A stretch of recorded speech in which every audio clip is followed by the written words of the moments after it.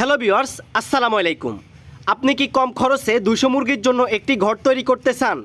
তাহলে আজকের এই ভিডিওটি আপনার জন্য।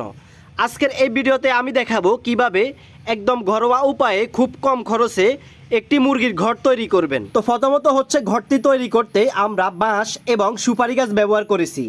নিচের খুঁটির জন্য মজবুত সুপারি গাছ ও বাঁশ ব্যবহার করা হয়েছে যাতে ঘরটি শক্ত থাকে। ঘরটির ভিতরে মাচার উপরে আমরা ব্যবহার করেছি সুপারি গাছের গৈর। মুরগি যেন বাইরে বের হয়ে যেতে না পারে এবং বাইরে কোনো ক্ষতিকর প্রাণী আক্রমণ না করতে পারে সেজন্য চারপাশ দিয়ে প্লাস্টিকের নেট ব্যবহার করেছি। এতে পর্যাপ্ত পরিমাণ বাতাসও চলাচল করতে পারবে। বৃষ্টির পানি যেহেতু ভিতরে না পড়ে তার জন্য আমরা ছাদের উপরে ব্যবহার করেছি প্লাস্টিকের রেক্সিন। তো আমাদের এই ঘরটি লম্বা হচ্ছে 26 ফিট আর পাশ হচ্ছে 12 ফিট। তো আমাদের এখানে প্রায় 200 স্কোয়ার ফিটের মতো জায়গা আছে। তো এখন আসেন এই ঘরটি করতে আমাদের কত টাকা খরচ হয়েছে।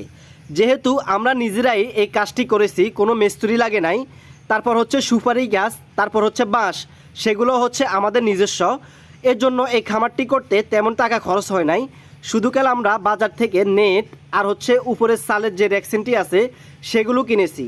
তো র্যাক্সিন বাবদ হচ্ছে আমাদের উপরের সালের যে র্যাক্সিন দেখতে পাচ্ছেন এই র্যাক্সিন বাবদ হচ্ছে আমাদের 2500 টাকা খরচ হয়েছে।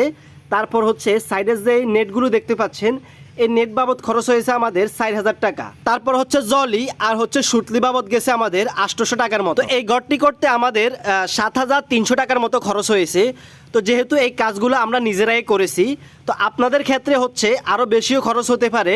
তো আশা করি আজকের এই ভিডিওটি যারা নতুন মুরগির খামার শুরু করতে চাচ্ছেন তাদের উপকারে আসবে।